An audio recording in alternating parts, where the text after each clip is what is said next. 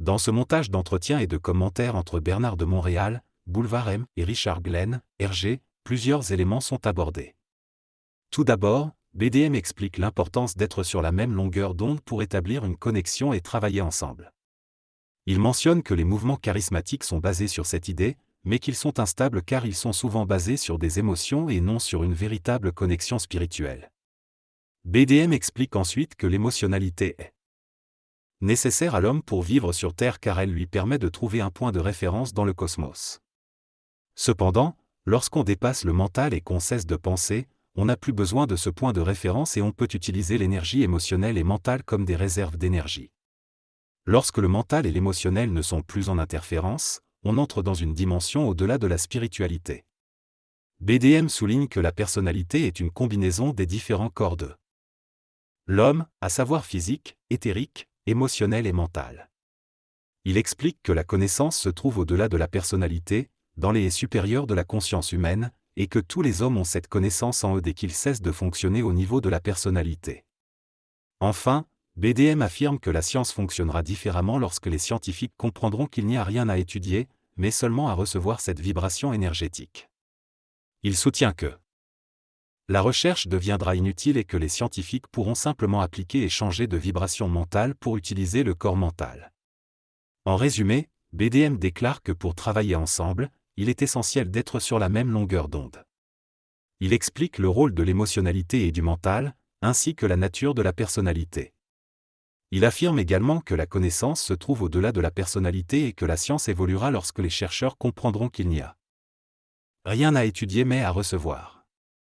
Dans cet extrait, Bernard de Montréal parle de l'évolution de l'ego et de l'homme vers une conscience plus élevée, qu'il appelle le supramental. Selon lui, l'ego doit se développer et devenir solide avant de pouvoir passer à cette étape. Une fois l'initiation terminée, l'ego entre en communication avec les forces cosmiques et peut travailler en collaboration avec le cosmos.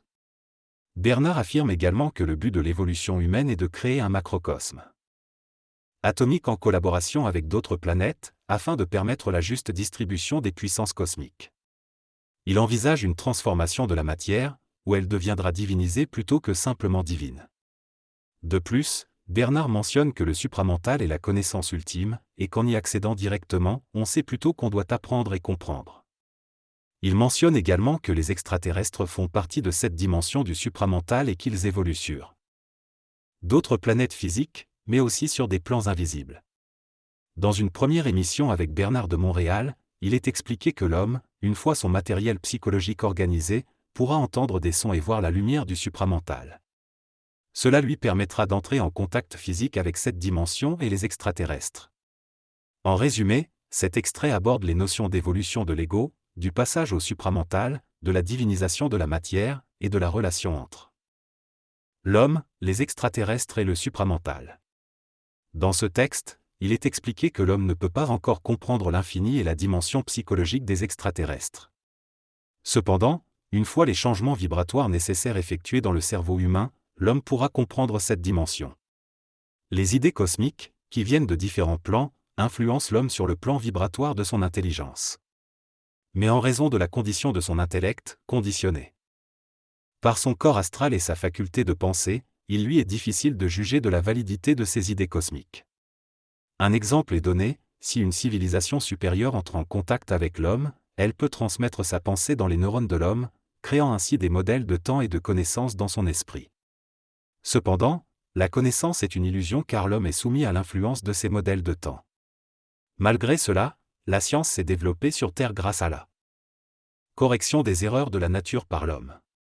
Dans le futur, l'homme utilisera son cerveau éthérique plutôt que d'étudier pour acquérir des connaissances. Les extraterrestres, en avance sur l'homme depuis des milliers d'années, ont compris la nature de la connaissance. La communication des extraterrestres par télépathie ne consiste pas en des idées, mais en de l'énergie programmée, permettant de communiquer la nature de la réalité qui se cache derrière la forme. La forme est une programmation d'idées qui permet l'évolution cérébrale et la connaissance de l'infini. Les mathématiciens ont développé le concept de l'infini comme un symbole en raison de la nécessité de projeter leur connaissance vers une dimension inconnue. Pour la science cosmique, l'infini n'est plus un symbole, mais un pouvoir de déplacement qui se fait par la lumière au niveau supramental ou par la conjonction de la lumière et de l'esprit organisé chez les extraterrestres. Dans cette entrevue, Bernard de Montréal aborde plusieurs sujets. Il explique que dans la nature, il y a de l'ordre et que le désordre est simplement créé par l'incapacité de l'homme à créer de l'ordre. Il affirme également que les extraterrestres n'ont pas besoin de passer à travers l'espace pour se déplacer d'une planète à l'autre, ils utilisent plutôt le temps et la vibration pour voyager. Il explique que les concepts humains tels que l'espace, le temps et la gravité sont différents dans le cosmos.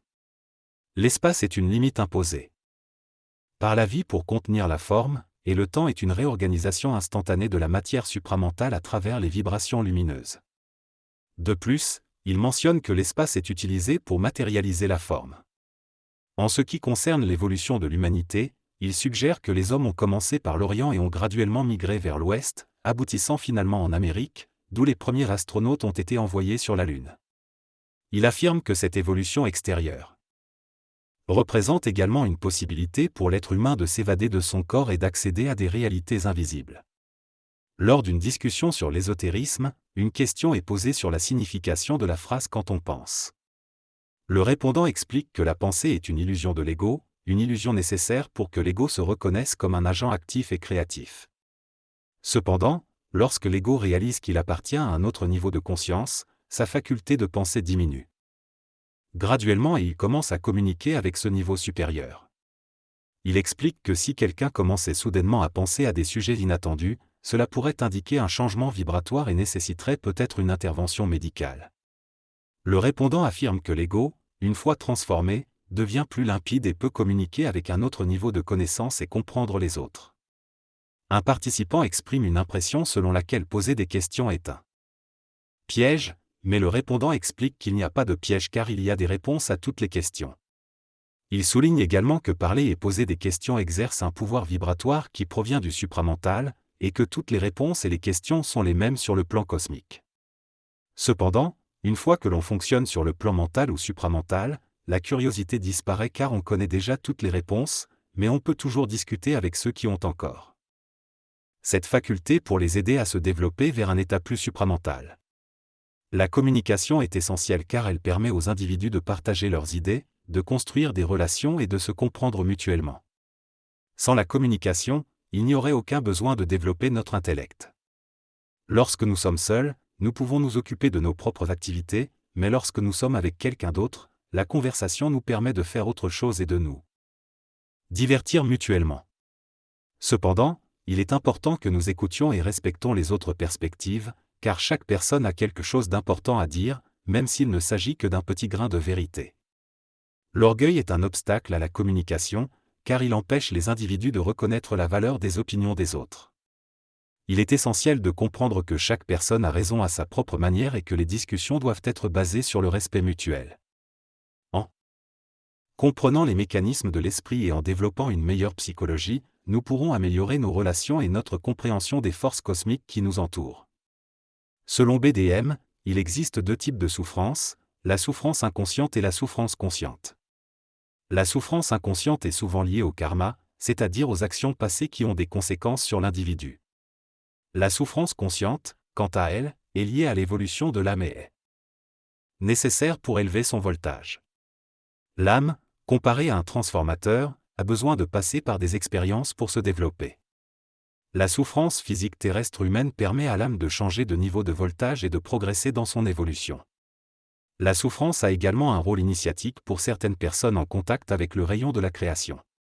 En ce qui concerne la science de la vie, BDM affirme qu'elle est liée à l'éther et que l'homme pourra utiliser cette technologie spirituelle pour changer les vibrations, tout comme il utilise la technologie de la matière. Selon lui, le silence mental, préconisé par Aurobindo, est une clé pour permettre au supramental d'être entendu par le mental inférieur. Il affirme que la méditation est un bon outil pour atteindre le silence mental et que dans les années à venir, une vibration sera amenée sur la planète permettant aux méditants de communiquer avec le supramental à l'échelle mondiale. Cependant, il précise qu'il ne faut pas confondre la méditation avec l'esprit, car la méditation requiert un effort tandis que l'esprit est au-delà de cette pratique. La première partie du texte souligne qu'il y a une différence entre l'âme et l'esprit. L'esprit n'a pas besoin de silence, tandis que le silence est bénéfique pour l'esprit humain car il permet au mental de se reposer et de se nourrir de son existence interne. Cependant, lorsque l'homme est en contact avec le supramental, il n'a plus ce silence mental. Car il y a une communication constante. L'auteur mentionne qu'il faut développer une grande résistance pour pouvoir se parler tout au long de la journée, même pendant la nuit, car cela peut être fatigant au début. Cette communication constante est nécessaire pour construire le canal avec le supramental. L'auteur avertit que le plus grand danger pour l'homme est d'être influencé de l'extérieur. Il explique que lorsqu'un individu travaille sur un plan occulte et apporte de la connaissance, il peut le faire de manière personnelle en travaillant avec des forces astrales, ou de manière impersonnelle en établissant une communication directe entre l'âme et les niveaux supérieurs de la connaissance. Le danger réside dans le fait que les hommes ne sont pas préparés à reconnaître ce qui est vérité, illusion ou mal. Ils ne sont pas en mesure de satisfaire leurs propres besoins et dépendent donc des pensées et influences des autres, ce qui est très dangereux. L'auteur souligne que les personnes sensibles et psychiques sont les plus susceptibles d'être affectées par la folie ou la destruction mentale car elles ne sont pas protégées et sont exposées à toutes sortes d'influences. Il affirme que chaque individu possède en lui la connaissance, mais les gens doivent la trouver en eux-mêmes car la réalisation de la connaissance est une illusion de la personnalité. Il met également en garde contre l'utilisation du pouvoir, soulignant que c'est très dangereux, et que le discernement est crucial.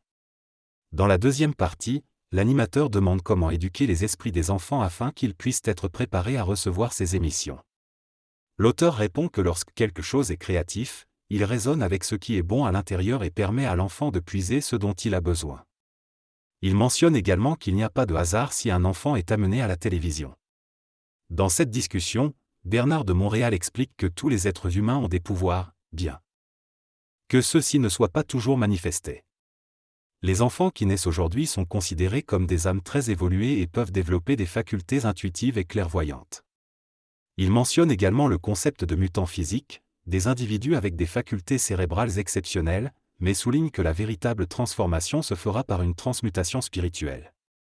Il affirme que ces enfants participent à l'évolution de l'humanité et doivent être encouragés et soutenus dans leur développement. En ce qui concerne l'éducation, il met en garde contre les influences extérieures nuisibles et soutient l'importance d'une éducation basée sur des principes d'évolution spirituelle. Par ailleurs, lorsqu'il s'agit de trouver des solutions aux problèmes humains, au lieu de chercher à l'extérieur, nous devrions nous concentrer sur notre propre transformation personnelle. Bernard explique que le supramental est au-delà de la spiritualité et des formes, et il le rattache à l'intelligence cosmique. Selon lui, il faut aller en profondeur avec Bernard pour comprendre que tout est en réalité simple. Il soutient également que pour recevoir des réponses cosmiques, il ne faut pas se tourner vers le ciel, mais plutôt vers l'intérieur de soi, en pointant un radiotélescope miniature vers notre propre être.